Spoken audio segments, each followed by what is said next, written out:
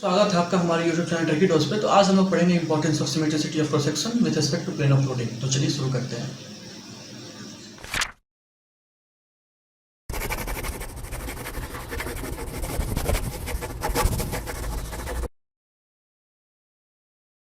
Hello दोस्तों, तो इस लेक्चर में हम लोग देखेंगे नेक्स्ट एजम्पशन के बारे में, जो कि है the cross section must be symmetrical with respect to plane of loading. अब ये क्या है? तो ये है ये क्या है, इसके बारे में थोड़ा सा हम एग्जाम्पल से समझाना चाहेंगे। जैसे मैंने इसका एग्जाम्पल लिया है, जैसे कि इसको एक पूरा बीम माना है। जैसे कि ये पूरा बीम है, ऐसे दो सिबली सपोर्टेड है, मानते इधर से सपोर्टेड है। ये बीम है, रेक्टेंगुलर क्रॉस सेक्शन है, इसका साफ साफ दिखाई दे रहा है, रेक्टेंगुलर क्रॉस सेक्शन है। ये बीम है, तो ये बीम का ऊपर से मान लेते हैं ऐसे जब सपोर्ट करके रखा है, तो यहाँ से कहीं ना कहीं से लोडिंग आ रहा होगा, या तो यूडीएल या पॉइंट लोड या जो भी आ रहा होगा। तो मैं ये एग्जाम्पशन ये बताना चाहता है कि जो क्रॉस सेक्शन है ना, वो मस्ट भी सिमेट्रिकल होना चाहिए इस with respect to plane of loading के। अब प्लेन ऑफ लोडिंग क्या है और क्रॉस सेक्शन के सिमेट्रिसिटी से उसका क्या मतलब है? तो ये देखिए, जैसे कि ये हो गया हमारा बीम, तो ये हो गया लॉन्गिट्यूडिनल व्यू, ये हो गया क्रॉस सेक्शनल व्यू। तो ये मैंने दिखाया इसका मिडिल लाइन यहाँ पे, तो ये टॉप पे इसका मिडिल लाइन हो गया। तो ये क्रॉस सेक्शन में मिडिल लाइन कैसे दिखाई देगा? ऐसे कुछ दिखाई देगा। तो इस रेक्टेंगुलर क्रॉस सेक्शन का सीजी कहाँ पे आ रहा है? सेंटर पे आ रहा है, जैसी बात है। अब सेंटर पे आ रहा है, मान लेते हैं हमारा लोडिंग, अब ये तो ऐसे सिंपली सपोर्टेड है नीचे से ऐसे, तो लोडिंग कहीं ना कहीं ऊपर से लगेगा। अब लोडिंग या तो यूडीएल होगा या तो पॉइंट लोड होगा। तो मेरे कहने का मतलब ये है, लोडिंग चाहे जो हो वो इस लाइन पे ही होना पड़ेगा, क्योंकि अगर इस लाइन पे हुआ तभी जाके प्लेन ऑफ लोडिंग क्या आता है? लोडिंग का प्लेन। जैसे मैंने ऐसे लोड करके रखा है, तो लोडिंग का प्लेन ये हो जाएगा। यहाँ से जो भी पेन इस लाइन से इसे प्लेन पास करेगा ना, परपेंडिकुलर ऐसे, जिस पे लोड लाई करेगा, वैसा एक इमेजनरी प्लेन मानिए, ऐसे करके ऐसा इमेजनरी प्लेन हो गया। इस प्लेन पे लोडिंग एग्जिस्ट करेगा, तो इसको बोलते हैं प्लेन ऑफ लोडिंग। ये प्लेन ऑफ लोडिंग इस क्रॉस सेक्शन के सिमेट्रिकल होना चाहिए, ये एजम्पशन बोलता है। जैसे कि अगर मैंने लोड यहाँ लगाया, पॉइंट लोड, जैसे यहाँ लगाया ऐसे पॉइंट लोड वर्टिकल लगाया यहाँ पे ऐसे, तो ये पॉइंट लोड साफ साफ दिखाई दे रहा है कि ये पॉइंट लोड ऐसे रिफ्लेक्ट हो रहा है क्रॉस सेक्शन पे।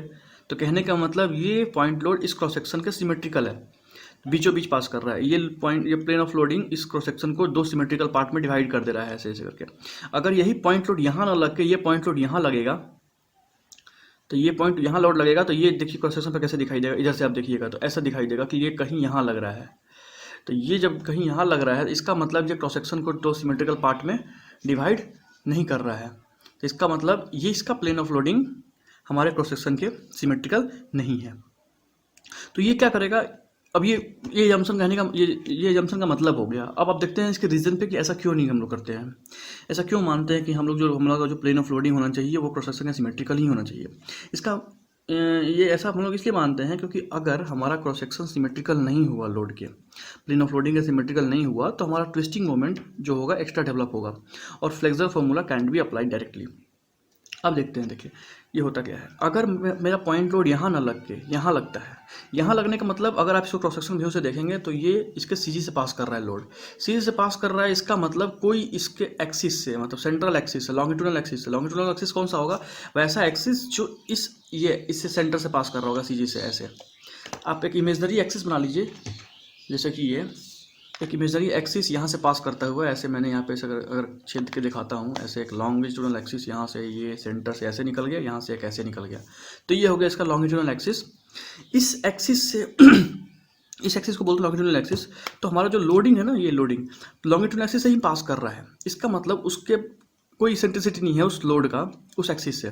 अगर मैं प्लेन ऑफ लोडिंग को सिमेट्रिकल नहीं रखता क्रॉस सेक्शन से, अगर प्लेन ऑफ लोडिंग को यहाँ लगाता हूँ, तो ये कि यहाँ से पास कर रहा है, इसका मतलब लॉन्गिट्यूडिनल एक्सिस से कुछ इसेंट्रिसिटी मिल गया इसको, यहाँ पे ई इसेंट्रिसिटी मिल गया। तो ये ई इसेंट्रिसिटी क्या करेगा? इस क्रॉस सेक्शन के अबाउट, मतलब इस लॉन्गिट्यूडिनल एक्सिस के अबाउट एक ट्विस्टिंग मोमेंट जनरेट करेगा। एक ट्विस्टिंग मोमेंट जनरेट करेगा, तो क्या हो जाएगा कि हमारा ट्विस्टिंग मोमेंट भी आने की वजह से हम फ्लेक्सर फार्मूला को डायरेक्ट अप्लाई नहीं कर पाएंगे। तो फ्लेक्सर फार्मूला क्या है हमारा? एम अपॉन में I equal to sigma upon में Y equal to E upon में आर। ये जो फार्मूला है फ्लेक्सर फार्मूला, जो कि सोम से निकल के आता है, सोम से आता है वहाँ से, तो वो अप्लाई डायरेक्टली नहीं हो पाएगा। इसलिए हम लोग कहीं फ्लेक्सर फार्मूला को अप्लाई नहीं कर पाएंगे। इसके वजह से हम लोग इस चीज़ को नेग्लेक्ट ही कर देते हैं, अवॉइड करके चलते हैं। ऐसा मानते हैं कि प्लेन ऑफ लोडिंग हमारा सिमेट्रिकल है क्रॉस सेक्शन के। तो अब ट्विस्टिंग मोमेंट क्या है, ट्विस्टिंग मोमेंट कैसे आ गया इसेंट्रिसिटी आने की वजह से लॉन्गिट्यूडिनल एक्सिस से, तो इसके बारे में भी जस्ट आगे देखेंगे, डिटेल एनालिसिस उसी पे करेंगे। तो अभी फिलहाल के लिए ये देखते हैं कि किसको बोलेंगे प्लेन ऑफ लोडिंग सिमेट्रिकल है हमारा क्रॉस सेक्शन से। ये देखिए मैंने जैसे दिखा था एग्जांपल पे, ये जो कि लॉन्गिट्यूडिनल सेक्शन हो गया, लॉन्गिट्यूडिनल व्यू हो गया। अब डब्ल्यू लोड यहाँ पे लग रहा है, तो यहाँ पे आप नहीं देख पाएंगे, इस लॉन्गिट्यूडिनल व्यू से ये नहीं देख पाएंगे कि प्लेन ऑफ लोडिंग से ये सिमेट्रिकल है या नहीं है। तो हमको इसका क्रॉस सेक्शनल व्यू देखना पड़ेगा। जैसे ये क्रॉस सेक्शनल व्यू देखा मैंने, ये हो गया एक्सिस ऑफ सिमेट्री इसका, किसका, लॉन्ग ये रेक्टेंगुलर क्रॉस सेक्शन का। तो जब हमारा प्लेन ऑफ लोडिंग है ना डब्ल्यू, यहाँ पे डब्ल्यू जो लोड आ रहा है, ये लोड इसी एक्सिस पे होना चाहिए। अगर एक्सिस पे नहीं होता है तो कहीं इधर कहीं होता है, मैंने दिखा रखा था। तो ये लॉन्गिट्यूडिनल एक्सिस से, लॉन्गिट्यूडिनल एक्सिस यहाँ पे होगा ऐसे, सेंटर से पास कर रहा होगा इसके ऐसे, और ये हो गया इसका लॉन्गिट्यूडिनल व्यू में देखेंगे तो ऐसा दिखाई देगा। ये ऐसे दिखाई देगा, प्रोसेसर व्यू से ये ऐसे दिखाई देगा कि सेंटर से कहीं जा रहा होगा ऐसे बीचों बीच। तो ये लॉन्गिट्यूडिनल एक्सिस है, इसको इसेंट्रिसिटी मिल जाएगा। इसेंट्रिसिटी मिलने की वजह से ये टॉर्सन डेवलप हो जाएगा, ट्विस्टिंग मोमेंट या टॉर्सन डेवलप हो जाएगा इस क्रॉस सेक्शन पे। तो हम लोग बेंडिंग फार्मूला को यानी कि फ्लेक्सर फार्मूला को डायरेक्ट अप्लाई नहीं कर पाएंगे। तो अब क्या होता है, ये रेक्टेंगुलर सेक्शन का व्यू, ये बात हो गया। अगर मैं क्या बोलते हैं चैनल सेक्शन की बात करता हूँ, तो चैनल सेक्शन में क्या होगा कि चैनल सेक्शन में इसका सीजी यहाँ होता है, लेकिन सीए सेंटर यहाँ होता है।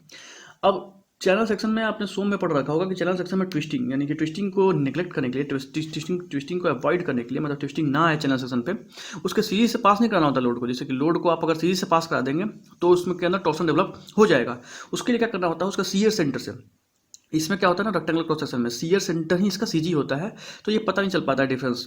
तो ये सीजी से ही पास कर रहा है, सीयर सेंटर से ही पास कर रहा है, इसलिए कोई टॉर्सन डेवलप नहीं हुआ। यहाँ पे सीजी अलग है, सीयर सेंटर अलग है, तो हमको लोड को सीयर सेंटर से पास कराना पड़ेगा, तब जाके कोई टॉर्सन डेवलप नहीं होगा हमारे चैनल सेक्शन पे।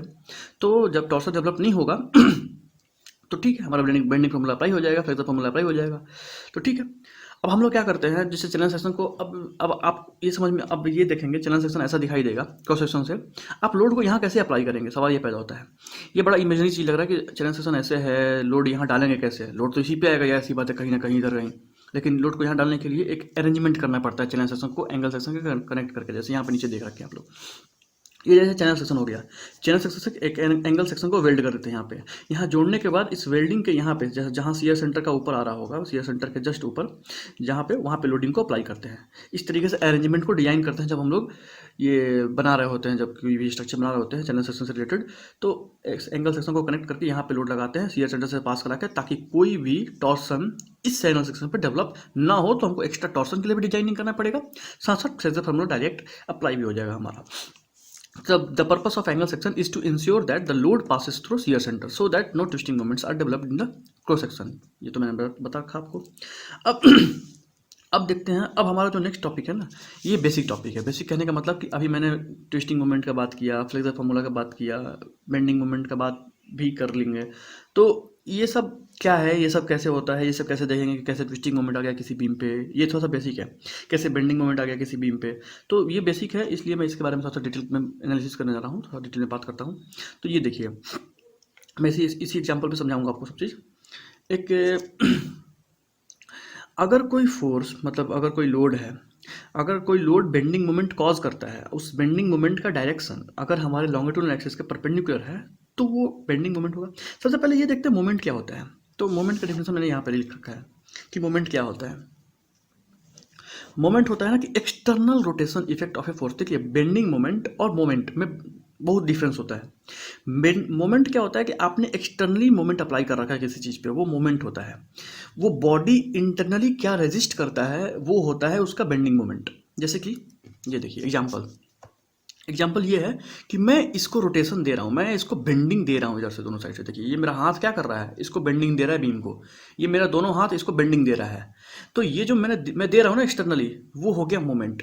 अब ये बॉडी ऐसा थोड़ी ना कि मैं मोमेंट दिया, ये ऐसे करके झूल गया, सीधा खत्म हो गया, कोलैप्स हो गया, फेल्योर हो गया, ऐसा नहीं हुआ। ये बॉडी कुछ रेजिस्ट कर रहा है अपने मोमेंट को, मतलब मेरे मोमेंट को ये कुछ रेजिस्ट कर रहा है ये बॉडी। तो वो जो रेजिस्टिंग मोमेंट है ना, वो होता है बेंडिंग मोमेंट। जैसे कि सो में पढ़ रखा होगा स्ट्रेस में कि जैसे लोड, अप्लाइड लोड अपॉन में एरिया और रेजिस्टिंग लोड अपॉन में एरिया, मतलब अप्लाइड लोड अपॉन में एरिया और स्ट्रेस में जो डिफरेंस होता है, वही यहाँ पे डिफरेंस नजर आता है। जैसे कि आप इस पर लोड लगाएं पर यूनिट एरिया के हिसाब से, वो हो गया आपका अप्लाइड लोड अपॉन में एरिया। लेकिन ये बॉडी कितना रेजिस्ट करता है उसका रेजिस्टिंग फोर्स डिसाइड करेगा। रेजिस्टिंग फोर्स अपॉन में एरिया, वो हो जाएगा स्ट्रेस उसका। उसी तरह मोमेंट और बेंडिंग मोमेंट में डिफरेंस होता है। मोमेंट मैंने एक्सटर्नली लगाया और ये बॉडी कितना रेजिस्ट किया, वो होता है बेंडिंग मोमेंट। ठीक है, चलिए तो मोमेंट देख लेते हैं। मोमेंट क्या होता है? External rotational effect of a force is called a moment.